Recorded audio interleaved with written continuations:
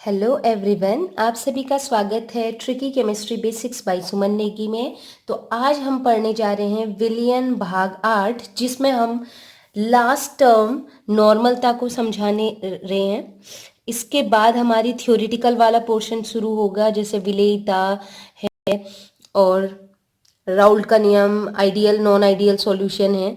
तो इसको स्टार्ट करते हैं। तो नॉर्मलता, नॉर्मेलिटी, ठीक है, ये सांद्रता को व्यक्त करने की अंतिम यूनिट है। तो नॉर्मलता किसे कहते हैं, ये आपको मैं बता दूं, 12th वाले स्टूडेंट्स के बुक में से नहीं है ये, बट लेबोरेटरी में यूज होता है, तो आपको आना चाहिए। तो ये है नॉर्मलता, इंग्लिश में कहते हैं नॉर्मेलिटी। देखिएगा, नॉर्मेलिटी में एक न्यू टर्म आप सुनेंगे, वो है ग्राम तुल्यांक। ठीक है, तो ये लिखा हुआ है 1 लीटर विलियन में घुले विलेय के ग्राम तुल्यांकों की संख्या को विलियन की नॉर्मलता कहते हैं। ठीक है, मैंने 1 लीटर विलियन आपको बना के दे दिया, 1 लीटर विलियन। तो अभी तक आप चेक कर रहे थे उस 1 लीटर विलियन में विलेय के कितने मोल हैं, ठीक है, विलेय के कितने ग्राम है, यही तो चेक कर रहे थे। लेकिन नॉर्मलता की परिभाषा जब आएगी तो आप कहेंगे जो आपको 1 लीटर विलियन दिया है उसमें विलेय के कितने ग्राम तुल्यांक, ग्राम नहीं बोलेंगे, ग्राम तुल्यांक घुले हैं। तो 1 लीटर विलियन में जो विलेय के ग्राम तुल्यांक घुले रहते हैं उनकी संख्या नॉर्मलता कहलाती है। सिंपल। तो फॉर्मूला हो जाएगा, नॉर्मलता को एन से, कैपिटल एन से शो करते हैं। ठीक है, तो कैपिटल एन इक्वल टू हो जाएगा ग्राम तुल्यांकों की संख्या, क्योंकि ऊपर हम हमेशा विलेय लिखते हैं, नीचे विलियन लिखते हैं ना, ये ट्रिक थी हमारी। तो विलेय के कितने ग्राम तुल्यांक लिए हैं, तो विलेय के ग्राम तुल्यांकों की संख्या बट्टे विलियन का आयतन, और आयतन आप लीटर में लेंगे। तो ये क्या है, ग्राम तुल्यांकों की संख्या, इसको ग्राम इक्विवेलेंट कहते हैं। तो ग्राम तुल्यांकों की संख्या भी तो आपको निकालनी आनी चाहिए ना। तो विलेय के ग्राम तुल्यांकों की संख्या होती है विलेय का ग्राम में द्रव्यमान। जैसे विलेय का ग्राम में द्रव्यमान हम क्या लिखते थे, W1 लिखते थे ना। तो विलेय का ग्राम में द्रव्यमान बट्टे विलेय का तुल्यांकी भार। तो फॉर्मूला बन जाएगा नॉर्मेलिटी एन इक्वल टू, देखिए ग्राम तुल्यांकों की संख्या की जगह हम ये फॉर्मूला रख देंगे। तो क्या हो जाएगा, विलेय का ग्राम में द्रव्यमान W1 अपॉन में आ जाएगा तुल्यांकी भार। तुल्यांकी भार को WeqVT से दिखा रही हूँ, Weq लिख सकते हैं, अपॉन Weq इंटू, ठीक है, उसके नीचे आ गया इसका मतलब हो गया, ग्राम तुल्यांकों का मतलब हो गया W1 अपॉन Weq इंटू आयतन कितना है V से शो करेंगे लीटर में, और अगर ये मिली में दिया है तो 1000 से यहाँ पर गुणा कर देंगे। तो फॉर्मूला बन गया N equal to W1 upon WeQ, equivalent weight हो गया तुल्यांकी भार, इंटू V आयतन विलियन का, इंटू 1000। अब यहाँ पर बस एक ही प्रॉब्लम आपके सामने जो आई है वो है कि ये तुल्यांकी भार क्या चीज है, ये कैसे आ गया तुल्यांकी भार या ग्राम तुल्यांकी भार। तो ग्राम तुल्यांकी भार नाम से ही लग रहा है, ग्राम मतलब ऊपर होगा ग्राम में द्रव्यमान, और नीचे लिख दिया तुल्यांकी, है ना, ग्राम तुल्यांकी, ग्राम ऊपर और तुल्यांकी नीचे। तो तुल्यांकी ग्राम में तो द्रव्यमान दिया जाएगा आपको विलेय का ग्राम में द्रव्यमान, तुल्यांकी भार आपको खुद निकालना है। तो कैसे निकालेंगे, देखिए तुल्यांकी भार अलग अलग कंडीशन में अलग अलग तरीके से निकाला जाता है।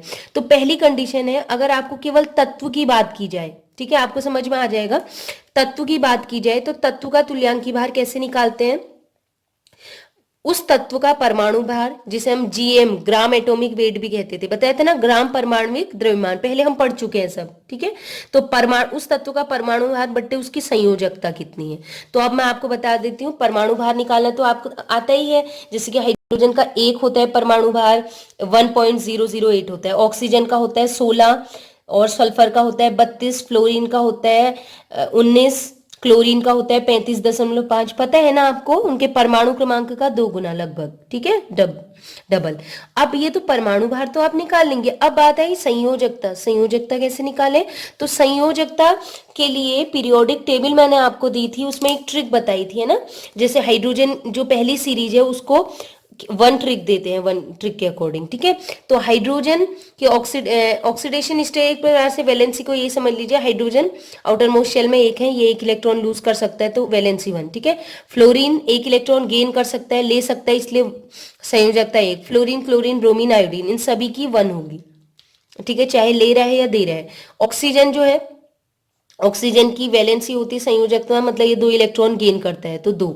सल्फर इसी एक फैमिली के अंदर, जैसे ऑक्सीजन ऑक्सीजन में ही इसी फैमिली में आता है, सल्फर भी, तो इसकी भी 2 ही रहेगी। नाइट्रोजन, नाइट्रोजन की होती 3। एक प्रकार से सोच लो ये जितने बॉन्ड बना रहे हैं। ठीक है, और फॉस्फोरस की भी हो जाएगी 3।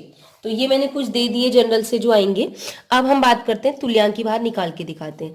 तो हाइड्रोजन का तुल्यांकी भार निकाल रहे हैं, तो हाइड्रोजन का पहले परमाणु भार कितना होता है, हाइड्रोजन का तो 1 ही होता है ना, 1.008, तो 1 लिख सकते हैं, अपॉन संयोजकता कितनी है 1, तो हाइड्रोजन का तुल्यांकी भार आ जाएगा 1। अब ऑक्सीजन का तुल्यांकी भार निकाल रहे हैं, ऑक्सीजन का जो परमाणु भार होता है O2 का, ठीक है, सॉरी ऑक्सीजन परमाणु की बात हो रही है, अणु की नहीं। तो ऑक्सीजन का परमाणु क्रमांक होता है 8, तो भार कितना हो जाएगा O का, 8 का दुगुना 16, ठीक है। ये तो हो गया परमाणु का भार, परमाणु कहने मतलब खाली एक O का, और इसका संयोजकता कितनी है 2, ठीक है, तो 2 8 16 8 हो जाएगा इसका तुल्यांकी भार। क्लोरीन का होता है परमाणु क्रमांक आपको पता ही है 35.5, एक क्लोरीन का परमाणु, तो और इसकी संयोजकता कितनी होती है क्लोरीन की 1, क्योंकि ये एक ही इलेक्ट्रॉन ले सकते हैं, तो इसका तुल्यांकी भार आ जाएगा 35.5। ऐसे नाइट्रोजन का होता है, एक नाइट्रोजन का परमाणु क्रमांक 7, तो उसका द्रव्यमान कितना हो जाएगा परमाणु भार दुगना हो जाएगा 14, और अपॉन इसका नाइट्रोजन का संयोजकता कितनी है 3, तो आ जाएगा इसका तुल्यांकी भार 4.6। तो ऐसे तत्वों का आप निकाल सकते हैं इजीली। अब हम नेक्स्ट पहुंच गए हैं। अब अगर वो पूछे आपसे किसी अम्ल का तुल्यांकी भार, तो ये भी बहुत आसान है। किसी अम्ल का कोई रिएक्शन है, उसमें वो पूछ रहा है कि अम्ल का तुल्यांकी भार या नॉर्मेलिटी निकालनी है, तो नॉर्मलता निकालने के लिए तुल्यांकी भार ही तो चाहिए, बाकी ग्राम में द्रव्यमान दिया ही होगा, आयतन जो है V दिया ही होगा, तो हमने WEQ निकालना है, ठीक है, इक्विवेलेंट वेट WEQ से दिखाते हैं। तुल्यांकी भार निकालने तो बहुत आसान है, जो अम्ल दिया होगा वो अणु के रूप में ही होगा, जैसे HCl HNO3 अणु ही तो है वो, तो उसका आणविक भार जिसे हम GMM कहते हैं, ठीक है, आणविक भार को बोलते हैं GMM, अपॉन उसमें कितने हाइड्रोजन है। ध्यान से सुनिएगा, अम्ल का काम होता है H पॉजिटिव लूज करना, तो कितने हाइड्रोजन मतलब कितने हाइड्रोजन निकाल सकता है, तो हम ये भी कह सकते हैं उसमें कितने हाइड्रोजन है रिप्लेस वाले जो आसानी से निकल सके, जिसे हम आयनित करने पर H पॉजिटिव निकल जाए, वो वाले हाइड्रोजन। तो HCl एक अम्ल है आपको पता है, इसका अणुभार निकालते हैं, हाइड्रोजन का 1 और क्लोरीन का होता है 35.5, तो जोड़ के कितना हो गया 36.5, ठीक है। अब इसका तुल्यांकी भार निकालना है, तो तुल्यांकी भार होता है इसका अणुभार, वो है 36.5, अपॉन इसमें हाइड्रोजन कितने, एक, ये केवल एक हाइड्रोजन लूज कर सकता है, तो ये हो गया आंसर 36.8। ऐसे H3PO4 का, इसका अणुभार मैंने निकाल के देखा, आप लोग निकालेंगे, पहले मैं बता चुकी हूँ, बार बार नहीं बताना है, 98 आते हैं सारे एलिमेंट का जोड़ के, और इसमें रिप्लेस होने वाले हाइड्रोजन, मतलब इसको अगर मैं आयनित करूंगी तो ये 3 हाइड्रोजन लूज करेगा, तो क्या हो जाएगा 98 इसका GMM है, अपॉन हाइड्रोजन कितने लूज कर सकता है 3, तो इसका अणुभार इतना आ गया। वैसे CH3COH है, अणुभार इसका 60 आता है, तो इक्विवेलेंट वेट होगा GMM अपॉन H, GMM होता है 60। अब हाइड्रोजन इसमें कितने हैं, हाइड्रोजन आप 3 इसे गिन दोगे, एक ये हो गया, आप कहोगे इसमें 4, नहीं, वो पूछ रहा है कितने एसिडिक हाइड्रोजन, मतलब जो हाइड्रोजन जिसे हम आयनित करने पर H पॉजिटिव लूज, मतलब हाइड्रोजन लूज होगा, तो जब इसे आयनित करते हैं ना, इसका केवल ये वाला H लूज होता है। ध्यान से सुनिएगा, ये अम्ल है, अम्ल का वो होता है किसी इलेक्ट्रोनिगेटिव एटम से, ऑक्सीजन एक विद्युत ऋणात्मक परमाणु है, इससे जुड़ा हुआ H अगर निकल रहा है तो उसको कहते हैं अम्लीय हाइड्रोजन, यहां पर भी देखिएगा। और इसकी भी बात, ये कार्बन जो है, कार्बन की विद्युत ऋणात्मकता बहुत कम होती है, तो अगर इससे हाइड्रोजन निकल रहा है तो अम्लीय नहीं होगा, बहुत मुश्किल से ही केस में होता है, इसमें नहीं होगा, ठीक है, एक हाइड्रोजन लूज कर रहा है, इसलिए इसका हो जाएगा 60/1 = 60। अब H2SO4 की बात करते हैं, यहाँ पर हाइड्रोजन सल्फर से जुड़ा है, उसकी तो इलेक्ट्रॉन और ऑक्सीजन से जुड़ा है, सॉरी, यहाँ पर हाइड्रोजन जुड़ा है ऑक्सीजन से, ठीक है, प्रॉपर इसका स्ट्रक्चर बनाएंगे तो पता चल जाएगा। तो ये भी दोनों के 2 हाइड्रोजन अम्लीय हाइड्रोजन है, तो इसलिए क्या हो जाएंगे, हाइड्रोजन की संख्या 2 है और अणुभार होता है 98, तो ये कितना आ जाएगा कट करके 49। वैसे ये आ गया ऑक्जेलिक अम्ल। ऑक्जेलिक अम्ल ये जो है वो बाईहाइड्रेट के रूप में पाया जाता है, मतलब 2 H2O के अणु भी इसमें अटैच्ड रहते हैं, ठीक है। तो इसका अगर हम बात करें तो H2O का हाइड्रोजन तो एसिडिक नहीं है ना, ये तो अम्लीय नहीं है। अम्लीय कौन सा है, जिसमें हाइड्रोजन ऑक्सीजन से जुड़ा है, एक हाइड्रोजन ये, एक हाइड्रोजन ये, तो हाइड्रोजन जो विस्थापित होंगे बाहर निकलेंगे वो ये वाले होंगे 2 हाइड्रोजन। तो अणुभार इसका पूरे का आएगा अणुभार, ठीक है, 126, और इसमें जो H पॉजिटिव बाहर निकलेंगे वो है ये वाले हाइड्रोजन, तो ये हो गया 263। ऐसे H3PO2 का, H3PO2 है ये, इसका अणुभार होता है 66, और इसमें हाइड्रोजन जो रिप्लेस होने वाले हैं वो है H3, सॉरी कितने 3, तो ये आ गया अणु, इसका इक्विवेलेंट वेट या तुल्यांकी भार 22। ऐसे HNO3 का भी देख लेंगे, ये आ गया 63, आप निकाल लेंगे इसे। नेक्स्ट है, अब अम्ल के बाद बात करते हैं क्षार या बेस की। हम तुल्यांकी भार, अगर कोई क्षार दिया है आपको, उसका तुल्यांकी भार दिया है, तो आपको पता है कि अम्ल वो होता है जिसमें हाइड्रोजन होता है, जो हाइड्रोजन हम रिलीज कर सकते हैं पॉजिटिव के रूप में, एच पॉजिटिव के रूप में। ठीक उसी प्रकार क्षार वो होता है जिसमें ओ एच निगेटिव आयन पाया जाता है, ओ एच आयन। तो मतलब उसको हम आयनित करेंगे तो ओ एच निगेटिव आयन देगा। तो इसका भी तुल्यांकी भार डब्ल्यू ई क्यू हो जाएगा, इक्विवेलेंट वेट हो जाएगा। आणविक भार जो अणु का भार आएगा बट्टे उसमें कुल ओ एच की संख्या कितनी है, जैसे NaOH है, अणु भार होता है 40, निकालेंगे आप लोग, और इसका ओ एच की संख्या कितनी है 1, तो 40/1 मतलब 40। ऐसे KOH में अणुभार होता है 56 और इसमें OH कितने हैं, केवल 1। ऐसे MgOH का होल ट्वाइस अणुभार होता है, GMM है 58 और कितने OH हैं, 2 दिख रहे हैं ना, यहाँ पर 2 है ये। ऐसे COH का होल ट्वाइस 2 है और वेट है इसका, अणुभार है 74। तो आंसर ये आ रहे हैं हमारे, ठीक है। और लास्ट है FeOH का होल ट्वाइस, इसका अणुभार होता है 107। इसमें टोटल OH की संख्या कितनी लिखी है, 3, तो इसको 107 को 3 से डिवाइड करेंगे तो आंसर आ जाएगा 35.7। तो ये हमारे क्या आ गए, ये आ गए हमारे तुल्यांकी भार। उसके बाद नेक्स्ट पढ़ेंगे, हो सकता है आपको कोई लवण दिया हो, उसका तुल्यांकी भार निकालना हो। तो लवण को पहचानना बहुत आसान है।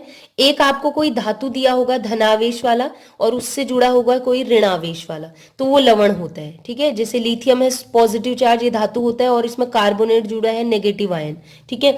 तो इसका अणुभार निकालना है, तो कैसे निकालेंगे, जो भी आपको लवण दिया होगा पॉजिटिव निगेटिव वाला, उस लवण का हम अणुभार निकालेंगे। ऊपर तो हमें अणुभार ही निकालना है सभी कंडीशन में, अपॉन नीचे या तो धनावेश देखोगे, मतलब इस कंपाउंड में टोटल कितना पॉजिटिव चार्ज है, आवेश धनावेश, या फिर कुल कितना ऋणावेश है।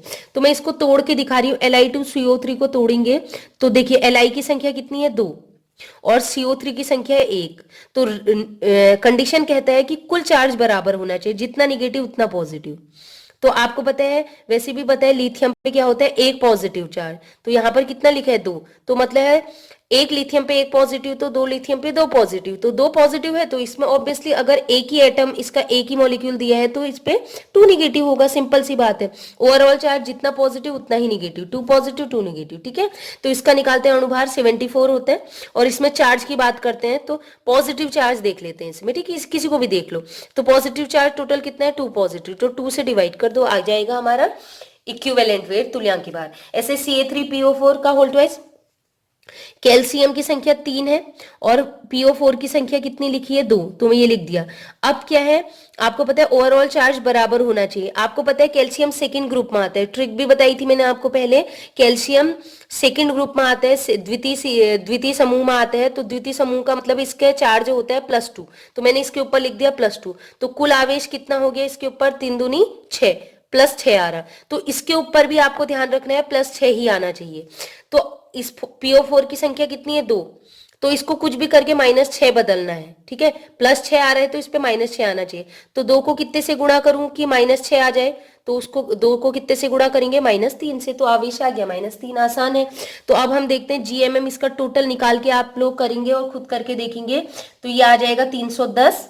और इसमें अगर हम बात करें आवेश की, या तो धन या ऋण, तो जैसे हम ऋण को देख रहे हैं, 3 दूनी 6, 6 आवेश है, तो 6 से डिवाइड कर दो। आपको एक ही आवेश देखना है, या तो धन या फिर ऋण, ठीक है।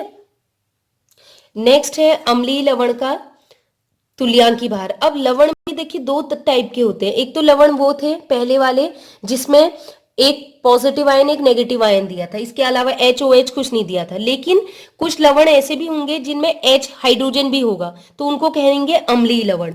तो अम्लीय लवण का तुल्यांकी भार, ऊपर तो हमेशा अणुभार ही निकालना होगा, नीचे क्या होगा, जब हम अम्लीय बात कर देते हैं तो अम्ल वो होता है जिसके पास हाइड्रोजन होते हैं, जो हाइड्रोजन को निकालते हैं। तो कितने हाइड्रोजन विस्थापित कर रहे हैं, तो बहुत आसान है, देख लीजिए। NaHCO3, ठीक है, इसमें सोडियम पॉजिटिव आयन है, CO3 नेगेटिव आयन है, इसके अलावा हाइड्रोजन भी है। तो समझ में आ गया, पॉजिटिव आयन है निगेटिव आयन है, केवल 2 ही आयन होते तो सिंपल लवण होता। पॉजिटिव है निगेटिव और हाइड्रोजन भी है, तो हाइड्रोजन हो गया, तो लवण तो है पॉजिटिव निगेटिव, इसके अलावा हाइड्रोजन भी है, तो अम्लीय लवण हो गया। पहचानने का तरीका तो ये हो जाएगा, कितने हाइड्रोजन रिप्लेस हो सकते हैं, निकल सकते हैं, 1। तो हाइड्रोजन 1 है, अणुभार 84 है, तो ये आ जाएगा इसका तुल्यांकी भार 84। KHSO4 में रिप्लेसेबल हाइड्रोजन कितने हैं, केवल एक हाइड्रोजन है, तो इसका अणुभार से डिवाइड कर दो 1, ठीक है, 136/1 ये आ गया। Na2HPO4, यहाँ भी वही है, Na पॉजिटिव होता है, PO4 निगेटिव और बीच में हाइड्रोजन है, एक ही हाइड्रोजन है। अणुभार होता है 142, उसको डिवाइड कर दो, हाइड्रोजन कितने हैं इसके पास 1। NaH2PO4, ये भी एक अम्लीय लवण है, 2 हाइड्रोजन है। अणुभार इसका है 120 और 120 है अणुभार। देखिए अंतर है, ये Na2 है, ये Na है, और 120 अणुभार है और हाइड्रोजन कितने विस्थापित होंगे इसमें से निकलेंगे 2, तो इसका तुल्यांकी भार आ गया 60। नेक्स्ट पॉइंट है क्षारीय लवण का तुल्यांकी भार। जैसे अम्लीय लवण था, अब पहचान लेंगे क्षारीय लवण, एक धनायन होगा एक ऋणायन होगा, उसके अलावा OH होना चाहिए।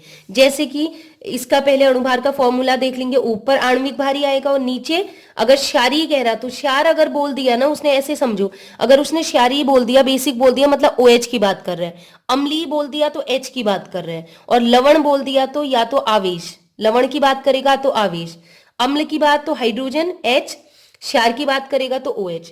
फॉर्मूले सिंपल है, ठीक है। अब यहां देखिए, Pb एक धातु होता है, लेड, धनावेश होता है, NO3 नेगेटिव चार्ज होता है इसके ऊपर, ऋणावेश, तो धन है ऋण है साथ में OH है, तो ये क्या है, धन ऋण है तो ये लवण है, और OH है तो ये क्षारीय लवण है। तो कितने कुल अणुभार 286, और कितने OH इसमें से निकल सकते हैं, एक OH, तो अपॉन OH 1, तो ये हो जाएगा इसका अणुभार 286, सॉरी अणुभार नहीं, तुल्यांकी भार। इसके अलावा दूसरा है FeOH का hold wise Cl, धनायन Fe, ऋणायन Cl, इसके अलावा OH की संख्या 2 है। तो कुल अणुभार देखें तो ये आगे 125.5, और इसमें कितने OH विस्थापित हो सकते हैं, तो 2 से डिवाइड कर दो 125.5 को, तो आ जाएगा तुल्यांकी भार इक्विवेलेंट वेट 62.75। अब इसके बाद बात करते हैं नेक्स्ट ऑक्सीकारक। अब आएंगे ऑक्सीकारक और अपचायक, मतलब ऑक्सीकारक मतलब ऑक्सीडाइजिंग एजेंट, ठीक है, OA। तो इनका तुल्यांकी भार निकालना है, तो इनका सबसे पहले अणुभार निकालेंगे, वही फॉर्मूला, और नीचे आ जाएगा, देखिए नीचे थोड़ा सा ध्यान रखना है, ऑक्सीडाइजिंग एजेंट वो होता है जो क्या करता है, इलेक्ट्रॉन ग्रहण करता है, ठीक है। या तो इस फॉर्मूले से करेंगे, या फिर एक फॉर्मूला और मैं आपको बता देती हूं जो मैंने लिखा नहीं है, अणुभार बट्टे ये आएगा ऑक्सीकरण संख्या में परिवर्तन। अगर आपको ये इलेक्ट्रॉन कितने ग्रहण किए हैं नहीं समझ में आ रहा है, तो आप लिखोगे ऑक्सीकरण संख्या में परिवर्तन। तो एक एग्जाम्पल मैंने यहां पर दिया हुआ है, इसको आप देखिएगा, देखिए KMnO4 अम्लीय माध्यम। देखिए मैं एक चीज बता दूं, अम्लीय माध्यम लोगे रिएक्शन कुछ और होगी, क्षारीय माध्यम लोगे तो रिएक्शन कुछ और होगी, और अगर आप न्यूट्रल मीडियम लेते हैं उदासीन तो रिएक्शन कुछ और हो रही होगी, इसलिए मैंने मेंशन किया है। तो KMnO4 अम्लीय माध्यम में Mn2 पॉजिटिव आयन देता है, ठीक है। तो ऑक्सीकरण संख्या निकालते हैं Mn धातु की। तो Mn की अगर बात करें तो ऑक्सीकरण संख्या मैंने निकाली, K की होती है +1, ऑक्सीजन की होती है -2, जो 4 की कितनी हो जाएगी, 4 इंटू -2 -8, -8 और +1 होगी -7, -7 इक्वल के उधर जाएगा +7। ऑक्सीडेशन स्टेट मेटल की, धातु की हमेशा प्लस आएगी, ध्यान रखिएगा। यहाँ बात करें तो यहाँ पर Mn के साथ कोई जुड़ा नहीं है, ये लिखा है Mn2 पॉजिटिव, इसका मतलब इसकी ऑक्सीडेशन स्टेट +2 है।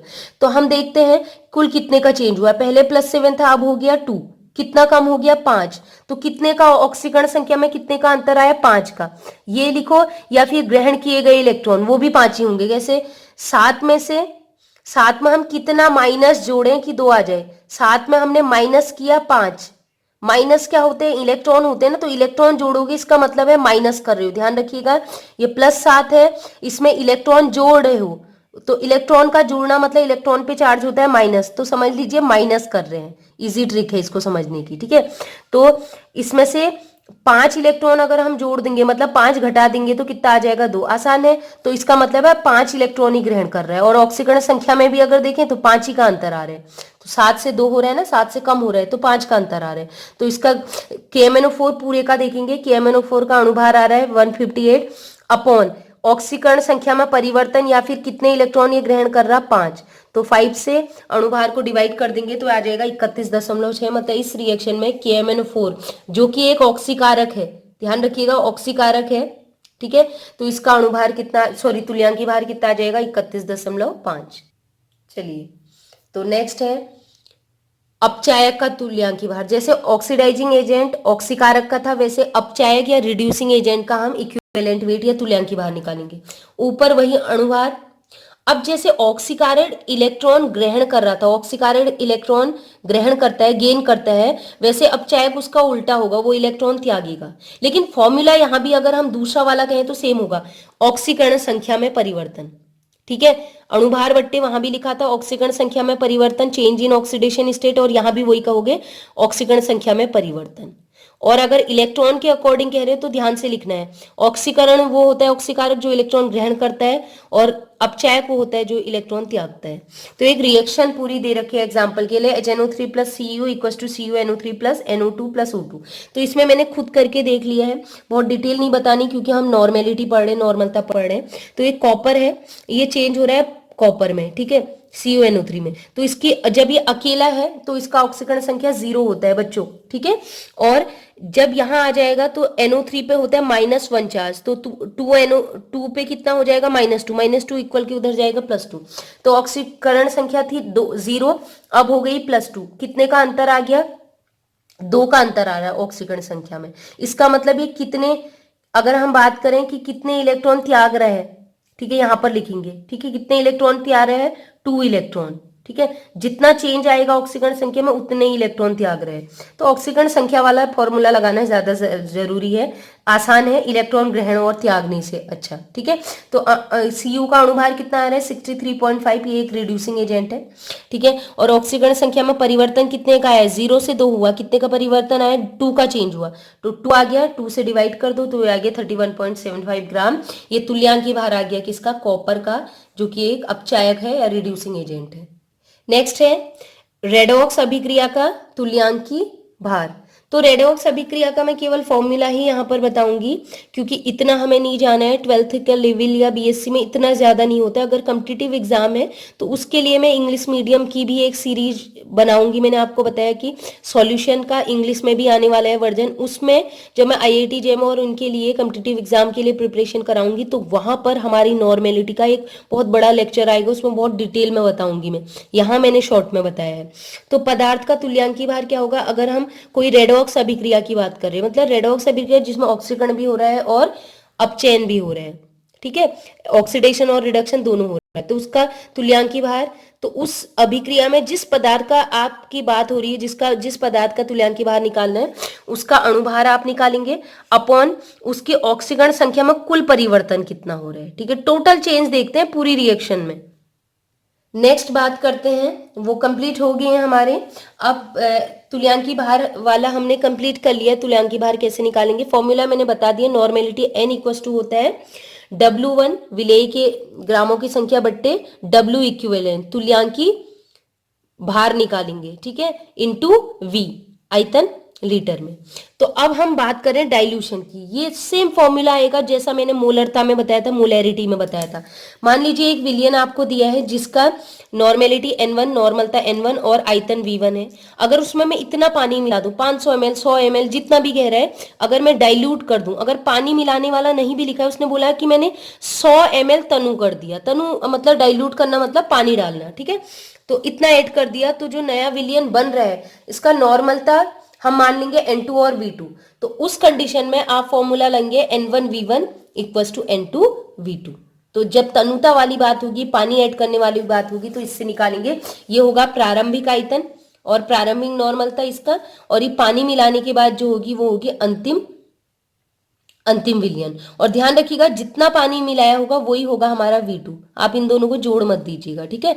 जितना पानी, अगर वो बोल रहा है 200 ml तो आप V2 200 रखेंगे, ठीक। अब बात करते हैं, ये तो बात आ गई अगर हम तनु करें, विलियन को डाइल्यूट करें तब क्या।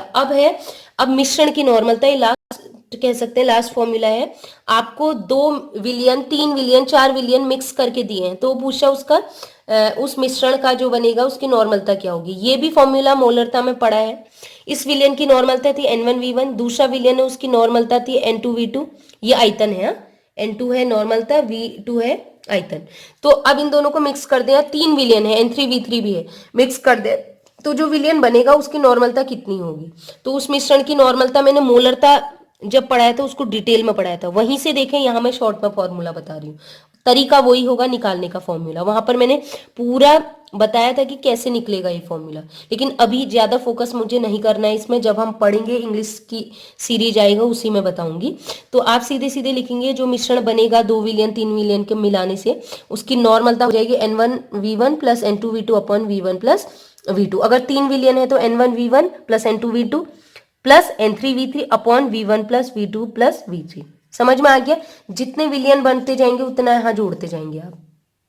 और एट लास्ट अब मैं आपको बताने जा रही हूँ नॉर्मलता और मोलरता में संबंध। ये कोई फॉर्मूला आपका आ सकता है कि नॉर्मलता दी हो मोलरता निकालनी हो, या मोलरता दी हो नॉर्मलता, तो बहुत आसान है। ये आप लोग खुद भी निकाल सकते हैं अगर फॉर्मूला याद नहीं है तो। पहले नॉर्मलता का फॉर्मूला लगाते हैं। नॉर्मेलिटी इक्वल टू विलेय का ग्राम में द्रव्यमान बट्टे विलेय का तुल्यांकी भार गुणा वी। ये तो था आसान, W1 upon WEQ into we, यही था। और अब हम जाते हैं मोलरता। देखिए फॉर्मूले एक से ही हैं कहीं ना कहीं। मोलरता equals to molarity equals to W1 same है अपॉन यहाँ क्या था WEQ, यहाँ इस वाले फॉर्मूले में है GMM, केवल इतना अंतर है इंटू वी, बाकी सेम दिख रहा है आपको। तो ऐसे याद करने में आसानी रहेगी।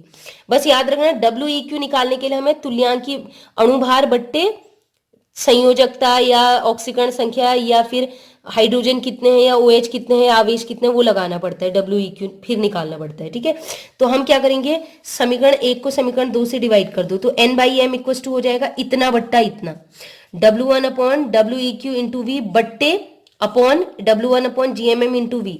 तो आपको पता है इसको सॉल्व करने के लिए उलट जाएगी, भिन्न उल्टी हो जाएगी, तो GMM ऊपर चला जाएगा और V भी ऊपर चला जाएगा, W1 नीचे आ जाएगा।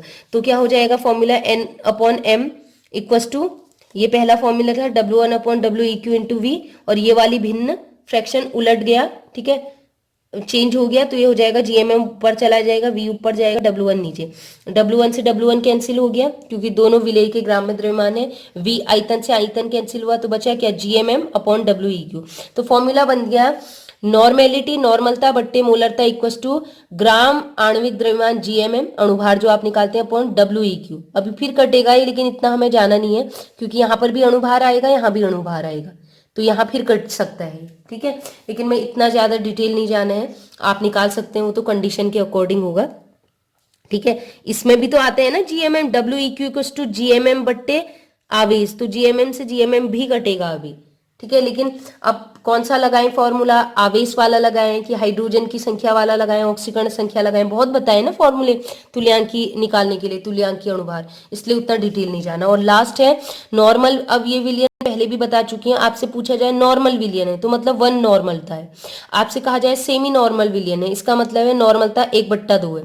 डेसी नॉर्मल मतलब 1/10, सेंटी नॉर्मल मतलब 1/100, और मिली नॉर्मल मतलब 1/1000। तो ये हमारे हो गया कंप्लीट। तो आज की वीडियो में हमने नॉर्मलता की बहुत सी नॉर्मलता की डेफिनेशन, तुल्यांकी भार और अलग अलग टाइप के तुल्यांकी भार निकालने सीखे। तो आई होप आपको ये वीडियो पसंद आई हो। 12th स्टैंडर्ड के अकॉर्डिंग भी काफ़ी अच्छी है, BSc के अकॉर्डिंग भी काफ़ी अच्छी है, बहुत ज़्यादा डिटेल नहीं होता। अगर आपको कम्पिटिटिव एग्जाम की तैयारी करनी है तो इससे थोड़ा सा क्वेश्चन ज़्यादा सॉल्व करने पड़ेंगे। जो फॉर्मूले मैंने बताए, मैंने सारे फॉर्मूले बताए हैं, बस ये है कि मैंने एग्जाम्पल्स कम करवाए हैं। तो आप लोग एग्जाम्पल्स करेंगे, और नहीं भी किया है तो जो इंग्लिश सीरीज आएगी उसमें मैं करवाऊंगी, आपको टेंशन लेने की जरूरत नहीं है, आप इतना सीखें और ये आपके लिए अभी सफिशिएंट है। और 12th वाले स्टूडेंट्स के लेबोरेटरी में ये काम आने वाला है। ठीक है, तो फ्रेंड्स अगर वीडियो पसंद आई हो तो प्लीज़ अपने फ्रेंड्स में शेयर करें, क्योंकि हिंदी वीडियो जब से बना रही हूँ मुझे लग रहा है कि बहुत अच्छा रिस्पांस नहीं मिल रहा है, अच्छे व्यूज़ नहीं आ रहे हैं, तो हो सकता है मेरा माइंड डाइवर्ट हो जाए और मैं वीडियो बनाना हिंदी में छोड़ दूँ। तो आपसे रिक्वेस्ट है कि ऐसा ना हो कि मैं फिर से इंग्लिश वाली सीरीज ही लेके आऊँ। तो अपने फ्रेंड्स में ज़्यादा से ज़्यादा शेयर करें। तो आज के लिए इतना ही। Keep watching and bye bye.